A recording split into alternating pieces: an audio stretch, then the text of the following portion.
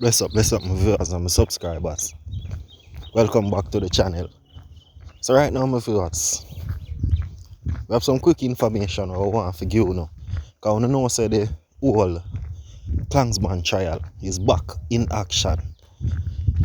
Should have started back from earlier on in January, but due to the pandemic, a couple of the detainees, a couple of the top shooters from the whole Clans gang was out of commission through the virus.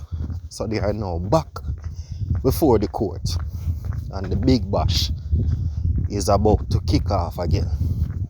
So right now, quick and fast, black man top teenage marksman bodyguard was a mess. Tyree James, otherwise called a mess, or CJ, the alleged top marksman and bodyguard of the accused leader of the one Dan faction of the Clansman gang base in Spanish Town, St. Catherine. Andre Blackman Brian was just 18-year-old when he was nabbed. Not Blackman, Blackman never 18, And the bodyguard was 18. That a CJ when he was nabbed by the cops. After he engaged them in a daring shootout in a traffic in Spanish Town in 2017. According to one of three police witnesses who yesterday took the stand in the ongoing trial of the 33 accused members of the Clansman gang in the downtown circuit court. James at the time was said to be wanted for several crimes committed within the St. Catherine North Police Division. The constable is outlining the November 2017 incident which led to the arrest and charge of the accused. Said he was on patrol with two others, members of a team, when acting on certain information from their shift commander entering Rivoli area of St. Catherine, where they saw a vehicle with man aboard.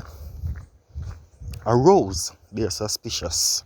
According to the officer, a chase subsequently ensued, during which the accused, whom they later learned was James, alighted from the vehicle at an interval and began to fire while his cronies sped off in a different direction.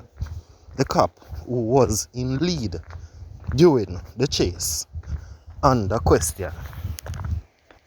If the Commissioner cannot find another strategic approach to getting the crime problem under control within the next 60 days, I think he must call it a day as well and allow someone else to take up the mantle of Commissioner. Ladies and gentlemen, my fellow Jamaicans, this government has totally mismanaged the national security of our country. Jamaica has witnessed a 10% increase in murders in 2021 and a 19% increase in murders over the first 3 or so weeks of 2022, with 112 people being killed in just 23 days. Jamaica cannot go on like this.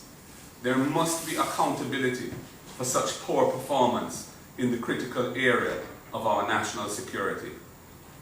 Dr. Horace Chan's tenure as Minister of National Security has been an abject failure, leaving Jamaicans feeling frightened, hopeless, and in despair. He clearly cannot bring the vision, energy, and vigor and communication skills which that portfolio requires. We are therefore calling on the Prime Minister to relieve him of his duties in that portfolio and give someone else an opportunity to bring a fresh and hopefully more effective approach. Commissioner of Police Anthony Anderson is also hereby being put on warning. He is the main architect and promoter of the government's state of emergency strategy as an ongoing policing tool. No other commissioner of police before him has followed that unprecedented and what we regard as a dangerous path, abrogating the most basic and hard-won rights of Jamaicans in the name of ordinary policing. The constitutionality of his use of the state of emergency is in serious doubt. As I have already shown, there are other tools in the toolbox for him to use, and some others that the government needs to quickly deal with and address to provide him with, which should have been legislated for already. If the Commissioner cannot find another strategic approach to getting the crime problem under control within the next 60 days, I think he must call it a day as well and allow someone else to take up the mantle. Tommy Lee Chambers, Superintendent of Police, Commanding Officer for the Kingston Eastern Division. Recently, we have seen an increase in crime and violence in the Kingston Eastern Division, especially in the Water Street, Dunkirk, Rockford, and the Berger community. However, we have increased our operation activities right across the division and also our social intervention program, and we have partnered with our clergymen and some of our stakeholders across the division. Right? We have stepped up our operation activities, and what we have realized when we are carrying out our operation activities in some of our hotspot area, we have some persons of interest who relocate to another community. And I am saying to my citizen of the Kingston Eastern Division that you must not harbor these persons in your community, because most of the time these are the persons who create crime and violence and criminal activities in your community.